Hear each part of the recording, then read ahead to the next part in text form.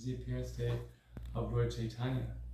So Gauranga. they're not, these personalities, although they're known in the Hindu tradition, they're not known by everyone. They're especially known in Bengal because they appeared in Bengal. And they're worshipped by the Gaudiya Vaishnavas, which we are following. Our teacher is a Gaudiya Vaishnava teacher. But they're very important because they are incarnations of Krishna. Lord Chaitanya is the incarnation of Lord Nityananda and Balaram. And the person we're speaking about today, Advaitha Acharya, is the incarnation of Mahavishnu. So, first of all, I wanted to talk about this idea of God and his incarnation. Actually, in the Vedic understanding, the absolute truth, the source of everything in existence, has three different features. One is the all-pervaded consciousness. Like ourselves, we're individual spirit souls. We're 1/10,000th the tip of the hair in size, and we reside in the heart. But our consciousness is spread all over the body. Even though our soul is in our heart, we're conscious of every part of the body. So the Supreme Lord, he's situated in his abode, but he's conscious of every part of the entire universe. Every being, every place, everything. The first verse of the Srimad Bhagavatam describes how Lord Krishna is directly and indirectly conscious of everything. So practically every religious tradition has an idea that God is all-pervading, all-conscious, omnipresent. So that's the first, initial realization of God, the all-pervading light, the all-pervading consciousness. So that's actually just the beginning. The second feature is called Paramatma, or Antaryami. Paramatma means the Supreme Soul, and Antaryami means the inner controller. So there's an idea that there's a form of the Lord in the heart, and from him come knowledge, remembrance, and forgetfulness. This is mentioned in Bhagavad Gita 15:15. So Vasi Chaham Ridisani Vistom Tasmitra Gyanam Aponam Cha. I'm seated in everyone's heart, Krishna says, and from me come remembrance, knowledge, and forgetfulness. And in one sense, that's something that it's very close to us because we all experience. Sometimes we remember things, and sometimes we forget things. Right? And we experience that it's not under our control. There's somebody above us who's regulating our remembrance and our forgetfulness, and how much knowledge we have. When you go to study for a test, you may do very well, or you may not do very well. It depends on if you happen to study the right material for the test. I had a friend, and he was getting a degree in computer science, and but at the same time he would chant in the streets of New York with the Hare Krishnas for some time every day and distribute books. So it was hard to manage everything. And he said he was, from trying to do both things, he was so tired that he would nod off in the class. But when somebody came in and the door shut, it would wake him up. And then he'd be awake for a few moments, you know. And it turned out when the test came, they asked questions that happened to be talked about during the few moments he was awake. So he did really well. So if we can connect with the inner controller, then we can be very successful, because he can give us knowledge, remembrance, forgetfulness in a way that will move in a positive spiritual direction. So I was brought up as a Quaker, and the Quakers talk about the inner light, that God's giving inspiration in the heart. And they let anyone speak in their meetings because in theory, because God is situated in everyone's heart, he can inspire anyone with divine wisdom. So those are two features of God, but there's a more confidential feature of God that we actually in the West, we don't know so much about, and that is the personal form of God. God having a body that looks like ours, but is 100% spiritual. We're a soul, 1/10,000th the tip of the hair, situated in the heart, and we animate this body, and at the time of death, our soul leaves the body and the body is completely inert because the soul, the animating principle, is no longer there. But when the Supreme Lord has a body, it's not made out of matter. It's made out of the same substance as the soul. It's 100% spiritual, and He can allow us to see that form, or He can not allow us to see that form. And basically, one has to be very elevated to see the form of the Lord. But occasionally, the Lord appears in this world. And in Bhagavad Gita, He explains why He appears. He appears for 3 reasons. One is to protect the good people. The other is to chastise the evil people. And the other is to reestablish the principles of religion. So all these 3 personalities we'll be talking about this month and next month, they were all playing that role. They were giving protection to the pious people. They were chastising the demoniac people, and they were teaching religious principles. So today we're talking about Advaitha Acharya. So basically, the Supreme Lord, although He is one, He has the ability to expand Himself in forms of equal potency. So these different forms of Godhead are in one category, which is called the category of Vishnu. And of all these different expansions and manifestations of Vishnu, the original one is Krishna Himself, the speaker of Bhagavad Gita. So Krishna expands as Balaram, and then Balaram expands further. And one of the forms of Balaram is Mahavishnu. Mahavishnu is the source of all the different universes. So Krishna and Balaram are existing in the spiritual world. Balaram expands as this Mahavishnu, and Mahavishnu creates the material universes. So this Advaitha Acharya is an incarnation of this Mahavishnu in these pastimes of Lord Chaitanya. So when the Lord comes, He sends His associates to come at the same time, and He sends some of His associates to come before to set the stage for His appearance. So before Lord Krishna appeared as Lord Chaitanya on February 18th, 1486, which corresponds to the full moon day and month of Palgun, which is on this next month. Before he appeared, Krishna appeared as Lord Chaitanya, he sent Advaitha Acharya to appear, and he sent Nityananda to appear. So basically, all these different manifestations of Krishna and his expansions, they appeared in Bengal, and Advaitha Acharya, he appeared 52 years before Lord Chaitanya. So when you see pictures of him, you have one small picture of him. Maybe you could get the large picture from my room. It's on the walls. You can't miss it. And he's generally pictured as an old man with a beard because he's 52 years older than Lord Chaitanya. 52. But amazing, although he was 52 years older than Lord Chaitanya, which means he probably mostly in his 70s during a lot of the beginning pastimes of Lord Chaitanya, chanting Hare Krishna in the streets with his associates. He was very energetic, and he was one of the principal dancers. And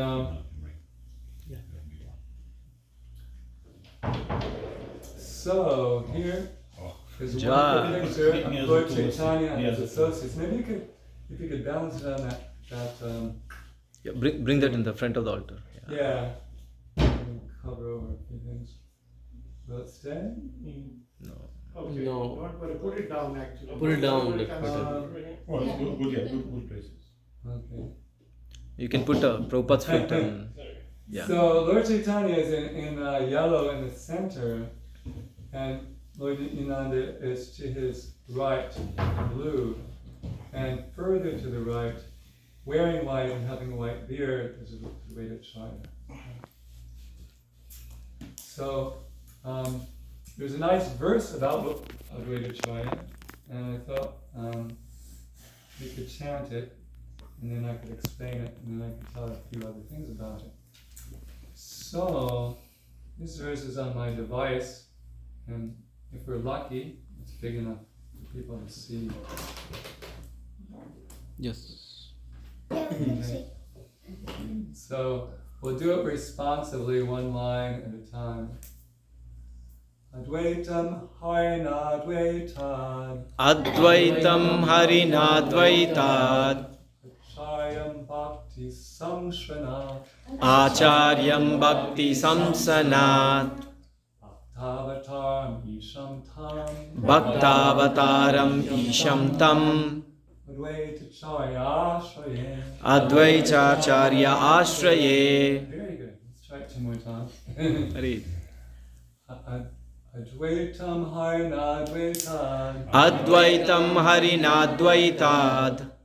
Acharyam Bhakti Samshranat. Acharyam Bhakti Samsanat. Bhaktavataram.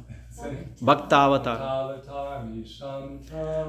Bhaktavataram Isham Tam. Advaita Acharyam Ashraye. Advaitha Acharya Ashraye.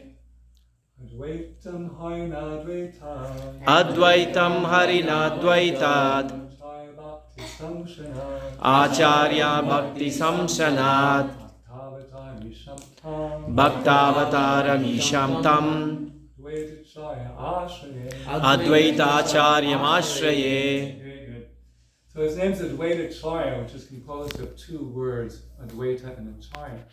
So the first line says, Advaitam Harinadvaitad, which means that he's non-different than Hari. So Hari is another name for Krishna. And Hari is generally, there's usually 2 meanings they give for Hari. The root of the word Hari means to steal, actually. So because the Supreme Lord takes away our material existence, he steals away our material existence, he's called Hari. And because of his enchanting transcendental qualities, his beautiful spiritual form and activities steal our mind, and therefore he's called Hari. So this Advaita, he's not different than the Supreme Lord Hari. So that's the first thing. He's God himself. So we're doing that God, although God is one, he can manifest different incarnations and expansions of equal potency. And this Advaita Acharya is one such expansion of God in this world. So the next line, Acharyam Bhakti Samshana. So Acharya is a word that's based on the word achar.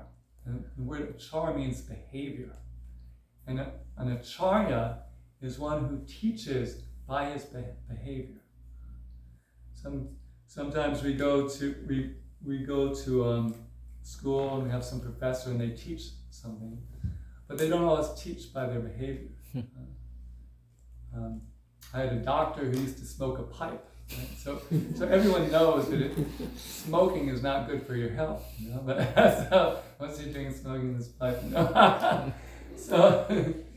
But a true spiritual teacher actually follows the principles that he himself is teaching, and basically the Advaita Acharya was teaching bhakti, devotional service to Lord Krishna, and he was demonstrating bhakti, devotional service to Lord Krishna. He was chanting Hare Krishna, he was dancing in ecstasy, he was one of the principal dancers in the party of Chaitanya Mahaprabhu. And he was giving classes on Bhagavad Gita and Srimad Bhagavatam. He was acting really as an ideal devotee himself, as well as teaching devotional service. So he's, because he propagates the cult of devotion, he's called Acharya. Bhaktavataram Isham Tam. Isham means he's the Supreme Lord. We said, as the incarnation of the Lord, he's the Supreme Lord. And Bhaktavataram means he's the incarnation of a devotee. So although he's the Supreme Lord himself, he's playing the role of a devotee as the Supreme Lord. And then the last line is Advaita Acharya Ashraye. I take shelter of him, Advaita Acharya.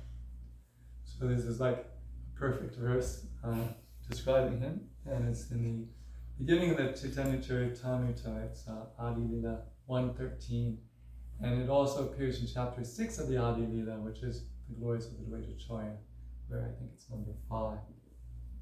So I'll go back to my notes. It's a very simple verse, and if you feel inspired, you can memorize it.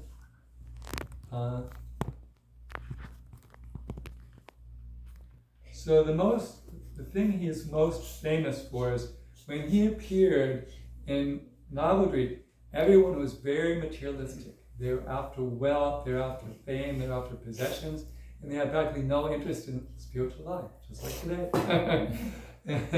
At any rate, so he was like devotion personified, and he was God personified, and he felt people were really missing out on life's real purpose and real joy, just engaging in these material activities that weren't going to bring them any ultimate satisfaction, but just give them another birth in this material world.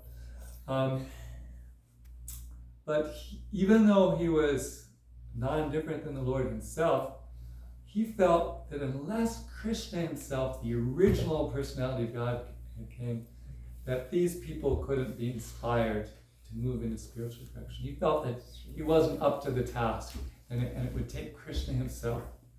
So he remembered one verse that said, Krishna can be worshipped just with a little bit of Ganges water and with a few flowers of the Tulsi plant. Behind the picture we have a Tulsi plant. It's like the most sacred plant in India. People from all different branches of Hinduism worship the Tulsi. They understand this is divine, and even it's called the holy basil. Even like secular people know that it's a spiritual thing. So he was worshiping this form of Krishna, Shalagram Shila, with this water and these Tulsi leaves, and he was crying, Krishna, Krishna! And it's described as cries. It was like so loud, it penetrated the whole universe and could be heard in the spiritual world. And therefore, Lord Krishna decided to appear as Lord Chaitanya. So that's what he's famous for, his loud appeals to Krishna to come into this world. And he plays a wonderful role in his pastimes. Sometimes Lord Chaitanya would come to his house and he would make a big feast for Lord Chaitanya, and he would take great pleasure in serving him as an ideal example. And but he had one difficulty.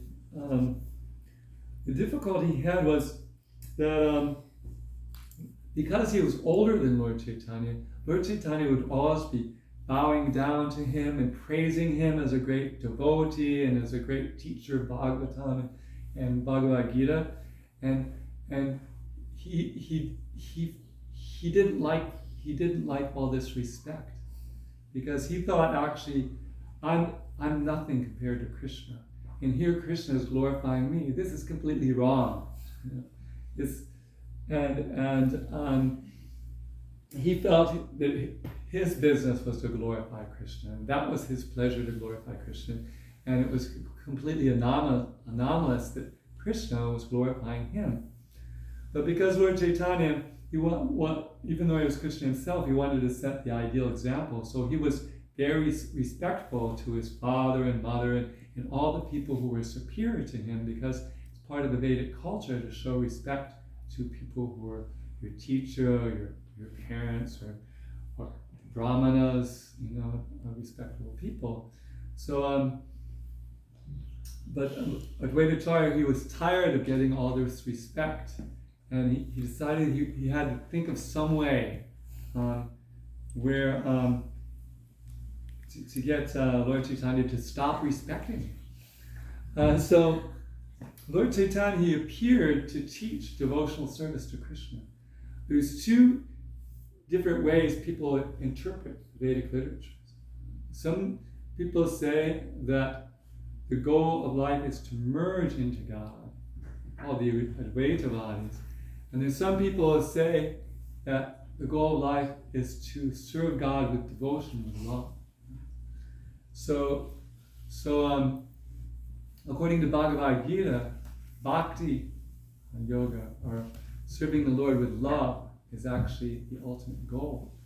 And that's what Advaitha Acharya was teaching, and that's what he wanted Krishna to come and teach in a big way, which he felt he wasn't able to do. So he decided that if he taught this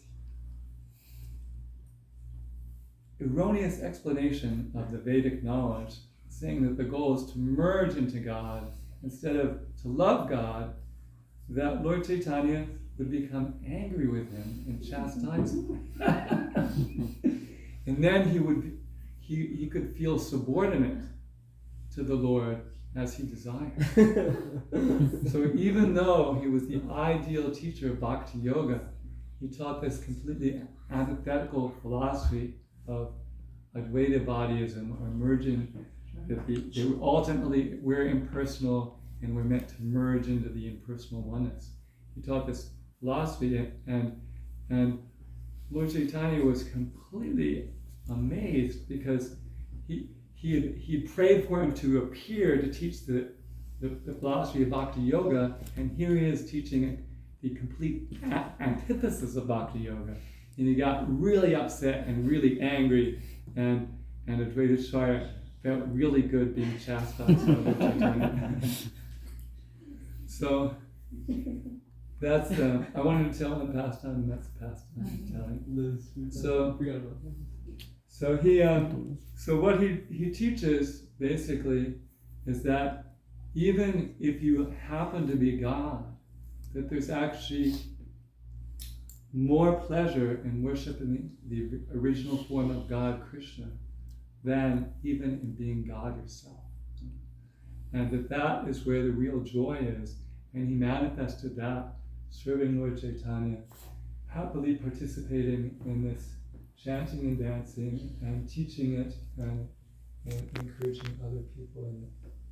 And so we feel very fortunate that he prayed to Krishna, that he appeared in this feature of Lord Chaitanya, and that he started this movement of worshipping the Supreme Lord by chanting the holy names and playing musical instruments and dancing, which is a very universal spiritual practice. And I sing on the campus 3 hours a day, and practically no one's familiar with this tradition or the meaning behind it, but people come up and say, I love hearing you sing, thank you for coming here, I love your music, and all kinds of positive things, because this is like such a universal teaching that even people have no like introduction into it can appreciate it, because it's very positive.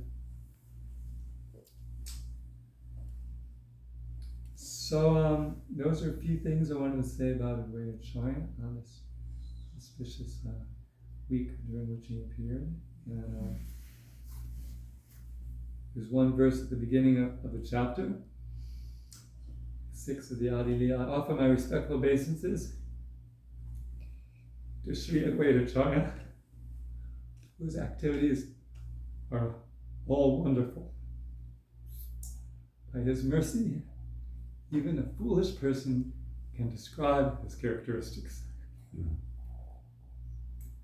So does anybody have any questions or comments? Or want some additional knowledge?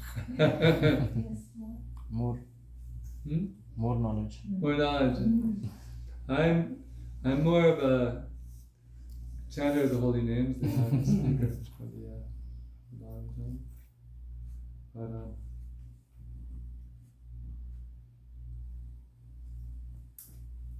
so we can. I have something. Yeah. Atman means soul, right? Right. You're talking about soul. Yeah. I actually know Sadiraj. I do very well when people ask me specific questions, but if people just say talk more, I have no clue what to say. But so she gave me something to start with. So Atma, yeah. Atma is a very important word. So Atma means soul, and we are the Atma, and every individual living being is an Atma inside a material body. So we're Brahmins, right? So Brahman means spirit, right? Okay. So basically the Atma is made out of spirit. Right? But there's true form is the Atma. There is our individual Atma, and there's Paramatma, Supreme Spirit. Right? So within every individual living being, there's two spirits. There's the individual person, and there's the Supreme Soul. And those who are enlightened can appreciate the presence of the Supreme Soul and connect with that Supreme Soul and get inspiration from the Supreme Soul. There's one verse in Bhagavad Gita, Tesham satatayuktanam vajitam pritipurvakam adami buddhiyogam tam inamam upayantite. To those who are constantly devoted to worshiping me with love, I give the understanding by which they can come to me. So the Supreme Soul, if we worship Him with love, from within, He gives the inspiration how we can actually attain Him in the spiritual world. And the verse following that says, Tesham evana kampa tamahama gyanajam tamaha nasham nasham Nashayatmabhava. So got deep in Bhasvata, that I seated in the heart with the shining lamp of knowledge, destroy the darkness born of ignorance. So the idea is that the Supreme Lord is present in everyone's heart, but not everyone is tuned into that fact. But by performing these activities of devotional service, like the chanting of Hare Krishna and the study of Bhagavad Gita and eating of food that's been offered to Krishna, by performing these devotional activities, our consciousness becomes purified. We can actually perceive the presence of the Supreme Lord in our heart and actually get divine inspiration to move in a positive spiritual direction steadily. So the idea is that by performing the devotional activities, we purify our heart and tune in to the presence of the Lord who's already there always. So there's that Atman. So what was the Paramatma? Yeah? We're the individual Atma. Yeah. Paramatma is the Supreme Soul, and Atma is the individual soul. So both are present in the body, and only enlightened people can perceive either or both of them.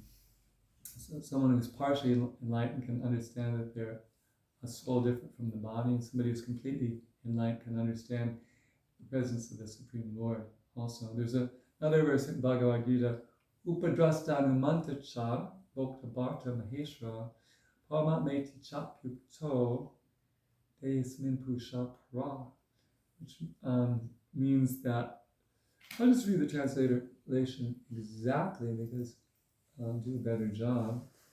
Bhagavad Gita 13:23.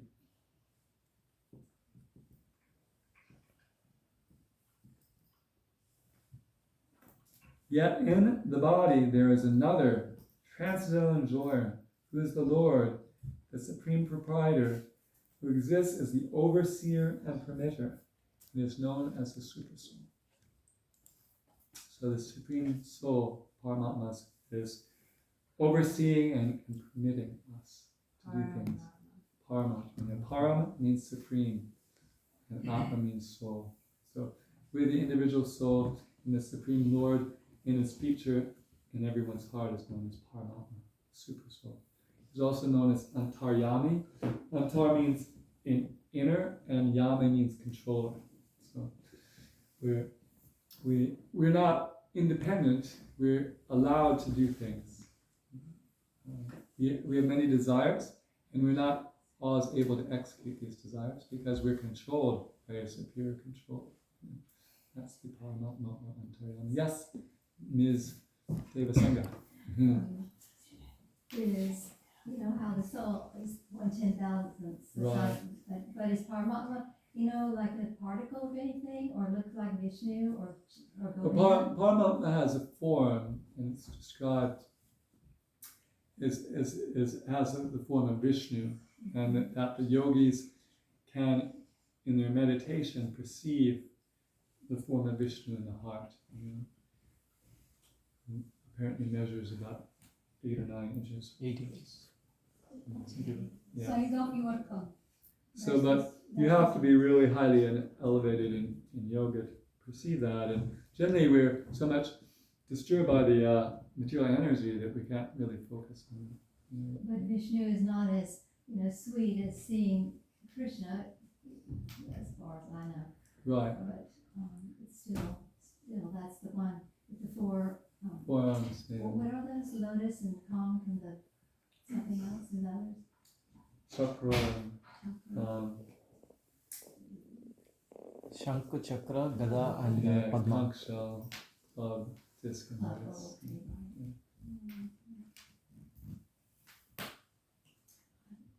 Yeah. In that chant that says, Sri Advaitha Sita, is Sita? The Sri Chandra. Sri Chandra. Not Sita. His wife name is Sita There's Thakurani. another song where That's the one, Sita, I was wondering, is his wife in the same? Sita Thakurani is his wife name. yeah, that's his wife. Lakshmi. Did you say Lakshmi. Yeah, she's Lakshmi. Yeah, because he's Vishnu, she's Lakshmi. She does, her name does appear in one of the other songs, but not in that particular. That particular verse is at the beginning of some of the chapters of the Chaitanya Charitamrita, which is And Advaita means non-different. Yes. Dvaita means different, and Advaita means not different. So the idea is that because he's identical with the Supreme Lord, he's called Advaita. And as he's teaching devotional service, he's called Acharya. Or is it Advaita Acharya? So one question. So Yeah. our soul and supreme soul both are different, or that is same only? We're different because I'm only conscious of my body. You're conscious of your body, but the Supreme Soul is conscious of everybody. So, Could you almost relate like our individual soul to like our ego, maybe? well, there's pure ego and false ego. So if we're understanding ourself be a particle of spirit, pure consciousness, then that's pure ego, because that's what we are. Generally, we identify ourselves with our body, and we think of ourselves in terms of our race or our gender or our nationality, but all those things have to do with our body. But we existed before our body, and we exist after this body. So those things that we are accustomed to identifying with have actually nothing to do with our spiritual self.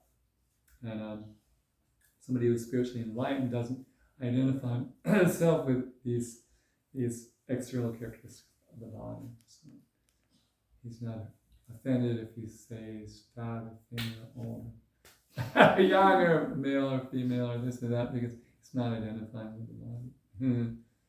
But most people, and basically all the trouble in this world is people fighting over body designations.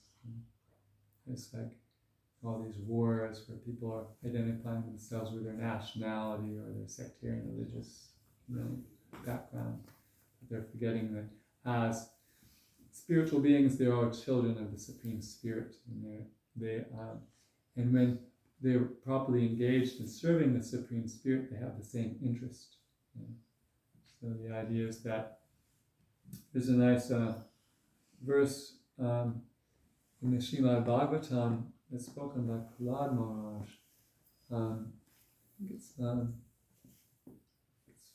5:18. Yeah, there's a nice verse by Prahlad Maharaj. May there be good fortune throughout the universe. May all envious people be passed by. Envious means those who cause trouble to others. May all living beings become calm by practicing bhakti yoga, for by accepting devotional service, they will think of each other's welfare. Therefore, let us all engage in the service of the Supreme Transcendence, Lord Sri Krishna, and always remain absorbed in thought of Him. So the idea is that by engaging in this devotional service, we're acting on the spiritual platform as being related to the Supreme Lord. Basically, we're part, it's described, Krishna says in Bhagavad Gita, Mamaya Manusya Jiva Lokaya Shiva Buddha Sanatana, that living entities are my eternal fragmental parts. That particular verse is evidence that we don't merge into God, because it says we're eternal fragmental parts. Right there. That philosophy that we ultimately merge into God, it's not supported by Bhagavad Gita. In several verses, like the other one I meant, talked about how there's two souls in the body. And this one, it talks about the fact that we're eternal parts of Krishna. We never merge into Krishna. So the important thing is to understand we have a relationship with Krishna, but because we're part of Krishna, Krishna is the whole, we're meant to serve the whole, just like part of the body is meant to serve the whole. Like our hand is meant to serve the purpose of the body. If the hand is cut off and it's just lying somewhere, it has no function. But when it's attached to the body, then it can function for the purpose of the body. So the idea is that in this material world, we're forgetting our spiritual identity, so we're actually acting without purpose. Everyone's acting without any real purpose in this world, because their purpose is to act in relationship with Krishna, and therefore Krishna spoke the Bhagavad Gita to Arjuna because he was wondering what he should be doing. And Krishna said, well, you're a fighter, and I'm the Lord, so you should fight for the Lord, and then you'll be happy. And he did, and he was victorious. Because, not that Krishna is asking everyone to fight, but because he was a warrior, and because the people on the opposing side were opposed to religious principles, he was engaging in that way. So he became happy doing his duty for the pleasure of Krishna. So basically, the spirit of the Bhagavad Gita is that we all have some talent that the Lord has given to us, and by using that talent to in the service of the Lord, we become reconnected with the Lord in devotion. And then we perfect our devotion. At the end of that life, we attain the spiritual world, where we have a spiritual body like that in the Lord that's also imperishable. And we engage in different activities of devotion. You said that when we die, we don't merge completely with Krishna. No. So do we reincarnate then on another path? If we begin the path of yoga, Krishna says that we take birth either in a family of spiritually minded people, so we have an opportunity to progress, or in a rich family, so we don't have to work so hard, so we can read books about spiritual things. Or if we practice for a long time, we take birth in a family of highly elevated devotees, so we can continue exactly where we left off. Yeah. That's described in the end of the 6th chapter of Bhagavad Gita, verses beginning with 41, 42, 43, 44, and 45. Can you write that down? Yeah. Mm-hmm. Yeah, later. Anybody else have any questions? I guess we can end here. It's a good time. 45 minutes. 41 minutes. It's a good time for class. You balance out the classes that go long. You have class that go short. Thank you for your time. There's a lot of information, a lot of valuable spiritual information in Srimad Bhagavatam and Bhagavad Gita and this Chaitanya Charitamrita that I read today. So please take advantage of it. And you become in this life, you won't come to the end of the knowledge in these books or the joy from the practice. Thank you for your time. Advaitha Acharya ki Jai. Samaya Bhaktivinoda ki Jai. Sri Krishna Kripa Prabhu ki. Jai.